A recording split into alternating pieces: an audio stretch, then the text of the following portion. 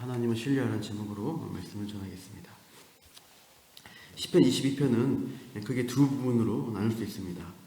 1에서 21절은 고난과 탄식의 노래이고 22절부터 마지막 31절까지는 찬송과 영광의 노래로 이어집니다.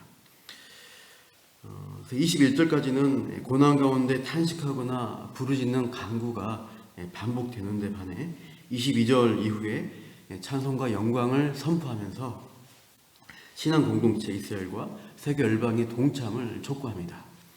그래서 오늘 본문을 읽은 것은 22절 이후지만 제가 22편 전체를 같이 말씀을 나누고자 합니다. 1절 보십시오. 첫 마디부터 자기를 버리신 하나님을 향한 호소로 시작합니다. 내 하나님이여, 내 하나님이여, 어찌 나를 버리셨나이까. 이렇게 고난에 처한 자신의 상황을 토로하면서 3절에서 5절 보시면 하나님에 대한 믿음을 또한 고백하면서 구원을 간구합니다. 3절 보시면 이스라엘의 찬송 중에 계시는 주여, 주는 거룩하시니다. 우리 조상들이 주께 의뢰하고 의뢰하였으므로 그들을 건지셨나이다. 과거의 조상들 이스라엘을 구원하셨던 그 역사적 사건을 떠올리면서 하나님 앞에 나아갑니다. 5절 보십시오. 그들이 주께 부르짖어 구원을 얻고 주께 의뢰하여 수치를 당하지 아니하였나이다. 그 조상들의 부르짖음에 구원으로 응답하신 하나님께서 지금 자신 또한 구원해 주시기를 암시하는 탄원을 올려드리고 있습니다. 그런데 수치 당하기를 원치 않는 이 시인의 바람과는 달리 6절에서 8절 보시면 비방과 조롱거리가 되면서 시인 스스로 자신을 벌레와 같은 하찮은 존재로 전락되었음을 말합니다. 6절 나는 벌레요 사람이 아니라 사람의 비방거리요 백성의 조롱거리니이다. 이렇게 하면서 7절 8절 보면은 그 대적들이 조롱하는 언행들을 쭉 묘사합니다. 그럼에도 9절에서 11절 보시면 시인은 다시금 하나님을 의지하면서 나의 하나님 되심을 고백합니다. 9절 오직 주께서 나를 모태에서 나오게 하시고 나의 어머니의 젖을 먹을 때 의지하게 하셨나이다. 10절 하반절 보시면 모태에서 나올 때부터 주는 나의 하나님이 되셨나이다. 모태에 있는 태아 때부터 내가 의식하지 못한 그때부터 내가 하나님을 의지해야만 살 수 있는 존재라는 것을 고백합니다. 그리고 나의 하나님 되심을 외치면서 11절 나를 멀리하지 말아달라고 환난이 가까우나 도울 자가 없다면서 하나님의 도우심을 구하고 있어요. 우리는 이 시편의 흐름을 이제 좀 알 수 있습니다. 시인은 고통의 상황에 처해서 탄식하고 이렇게 외치지만 그 탄식이 원망과 불신으로 이어지지 않습니다. 자신의 처지에 대한 탄식 후에 다시 믿음을 고백하면서 하나님의 구원을 간구하는 패턴을 반복하고 있어요. 우리도 탄식할 일이 얼마나 많습니까? 특히 이렇게 코로나 사태로 참 경제적으로 어려움에 빠지고 또 질병에 대한 두려움 가운데 참으로 헉대는 분들이 참 많습니다. 그런데 이 탄식이 원망과 불평, 결국 하나님에 대한 불신으로 이어지지 않도록 우리가 믿음을 잘 지켜야 할 때입니다. 오히려 이 탄식이 기도의 제목이 되어서 하나님 앞에 더욱더 엎드리며 나아가는 우리가 되기를 축복합니다. 환난 가운데 하나님의 도우심을 간구하지만 이 신의 상황은 더욱더 어렵고 악화되어 갑니다. 12절부터 18절 보면 짐승처럼 달려드는 이 대적들로 인해서 절망과 죽음의 자리까지 추락한 처지에 빠지게 되죠. 12절 많은 황소와 바산의 힘센 소들, 그러니까 강한 힘과 큰 몸집을 가진 이 대적들이 에워싸는 상황입니다. 꼼짝 못하게 되죠. 13절 입을 벌려서 물어뜯으려고 공격하는데 그게 찢으며 부르짖는 사자와 같다라고 묘사하죠. 비방과 수치를 받다가 이제는 직접적으로 대적들이 산원 짐승처럼 달려드는 상황이 있습니다. 그러니까 신이 이렇게 직접적인 공격을 받을 때 어떻게 되는가? 14절 보면은 쏟아져 버리는 물 같고 녹아버리는 밀랍, 양초같이 약간 녹아진다라고 합니다. 녹아 없어진 존재가 되고 15절 이제 말라버린 거죠. 말라 비틀어진 존재가 되어서 15절 하반절 가시면 나를 죽음의 진토 속에 두셨다라고 고백해요. 그러니까 시인은 이 고통과 공포에 처해서 거의 죽음에 임박한 지경에 이루었다고 고백하고 있습니다. 그래서 거의 시체와 다름없이 보였는지 16절 보시면 그 시체를 물어뜯고 사는 들개 같은 개들이 갯대가 몰려와서 수족을 찌르며 공격한다라고 하죠. 17절 뼈를 셀 수 있을 정도로 앙상한 상태에 처해 있고 지나가는 사람들이 이제 시체와 같은 그 시인에게서 겉옷과 속옷까지 다 빼앗아 버립니다. 그러니까 참 가장 절망적이고 죽음에 임박한 상황에 계속 떨어지는 안타까운 모습을 고백하고 있어요.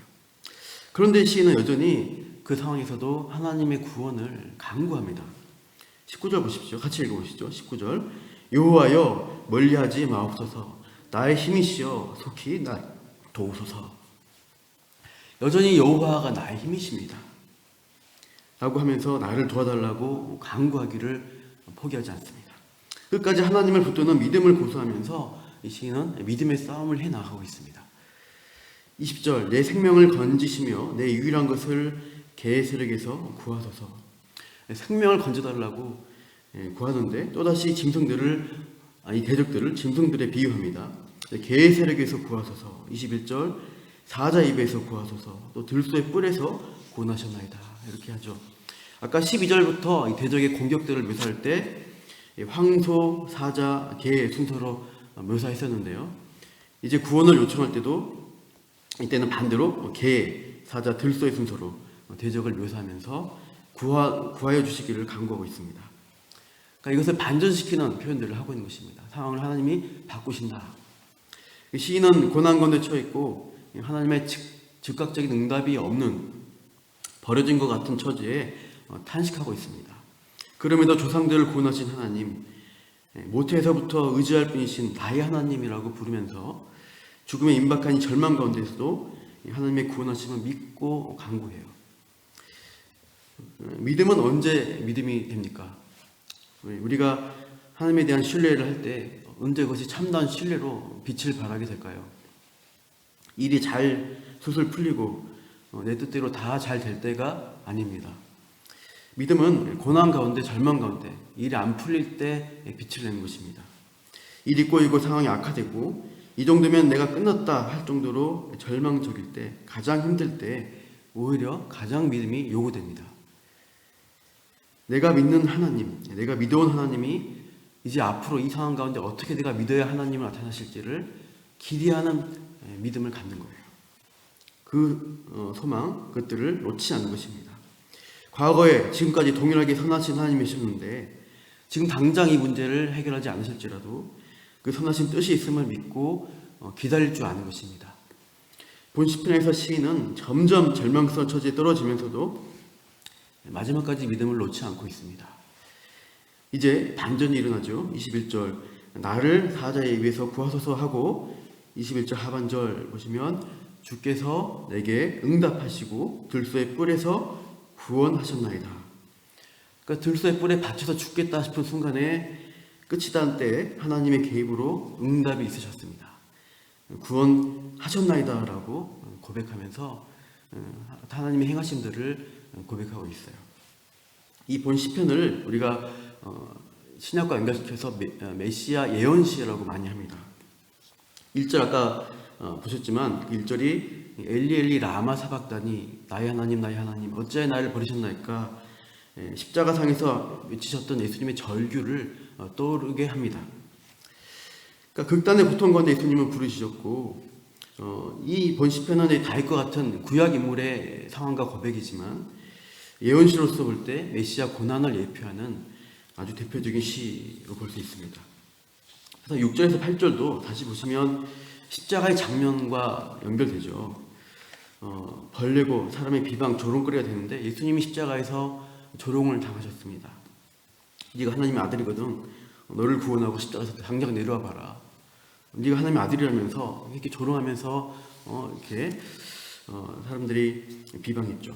16절 보시면 수족과 손발을 찔렀다. 18절에 겉옷을 나누고 속옷을 제비 뽑았다. 이 부분도 예수님 십자가 못 박은 군인들이 이렇게 예수님의 손과 발에 못으로 찔렀고 또 옷을 제비 뽑아 나눴던 것을 우리가 신약에서 보게 됩니다. 그러니까 예수님의 순환을 예표하는 시편. 인데 이것이 신약에서 정확하게 성취가 되었습니다.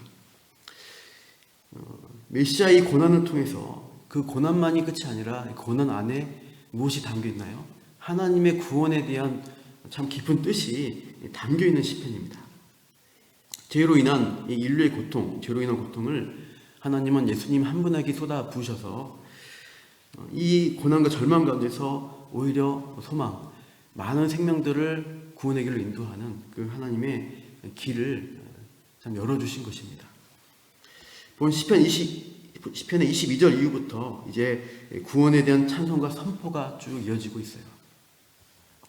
하나님이 나를 구원하셨다, 그 경험을 이제 선포하는데요. 이 구원의 선포가 나로부터 시작되는 것입니다. 아까 21절 마지막에 구원하셨다는 나의 고백이 있고, 22절 보시면 내가 어떻게 해요? 이제 주의 이름을 형제들에게 선포합니다. 그리고 회중 가운데서 선포하고요. 23절 보시면 야곱의 모든 자손, 이스라엘의 모든 자손에게 신앙 공동체 가운데 하나님의 구원을 선포한 것들을 보게 됩니다. 그래서 이들이 예배하고 하나님의 응답하심을 찬양하며 그 하나님이 주께서 주신 생명을 노래하는 모습들이 쭉 이어지게 되고요. 27절 보시면은 범위가 더 넓어지게 되죠. 확장되는데 27절 땅의 모든 끝이 여호와를 기억하고 돌아오며 모든 나라의 모든 족속이 주의 앞에 예배하리니 하면서 땅 끝까지 참 하나님께 돌아와 예배하는 장면들을 그들을 향해 선포하며 나아가고 있죠. 그 30절과 31절 보시면 이제 이 구원의 선포가 세대를 넘나들었습니다. 후손들이, 이 다음 세대가 대대로 주를 섬기고 주를 전할 것을, 그리고 앞으로 태어날 백성에게 하나님의 공의를 전파하며 주님이 하신 일을 선포하는 그런 장면으로서 시편 22편이 이제 마무리가 됩니다. 참 이 구원의 선포 장면, 이것은 사실 예수 그리스도의 십자가 고난을 떠올리게 합니다.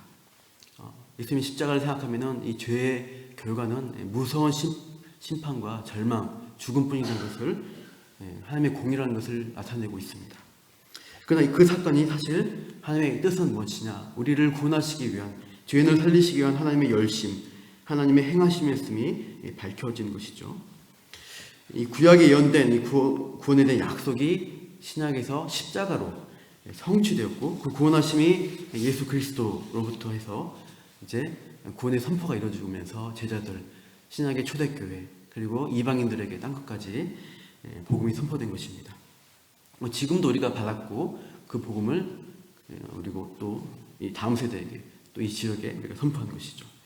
이 놀라운 구원의 역사, 우리가 말씀을 통해서 발견하면서 우리도 같이 고백하고 선포하고 찬양해야 하겠습니다. 우리의 삶 가운데 고난이 있습니다. 그때 우리가 어떻게 반응할까요? 믿음을 잃지 않고 붙드는 것입니다. 선하게 지금까지 인도하신 하나님이 이 고난 가운데서도 하나님의 선하신 뜻이 있겠지, 그 믿음, 소망 붙들면서 하나님께 간구하는 그 믿음으로 승리하시는 저와 여러분 되기를 축복합니다. 기도하겠습니다. 하나님 아버지, 고난 중에도 선하신 하나님 뜻을 붙들고 믿음 잃지 않고 하나님 앞에 나아가는 이 시편의 인물에 대해서 배웠습니다. 많은 고난에 처했던 다윗의 고백이 그러했고, 결국 예수님이 그 고난 가운데 하나님의 구원의 깊으신 뜻을 성취하여 주셨습니다. 이 생명의 복음 받은 자로서 오늘도 우리가 이 땅 가운데 많은 고난과 답답함과 어려움에 처할지라도 그 탄식이 오히려 우리의 기도의 제목이 되며 더욱더 우리의 믿음의 빛을 발하는 자리가 되어서 더욱더 하나님 앞에, 그 선하신 하나님 앞에 가까이 나아가는 우리 모두 되게 하여 주시옵소서. 동행하시고 가장 좋은 것들을 베푸시는 그 하나님, 오늘도 믿음으로 붙들고 승리의 길 가게 하여 주옵소서. 감사하며 이 모든 말씀 예수님 이름으로 기도합니다. 아멘.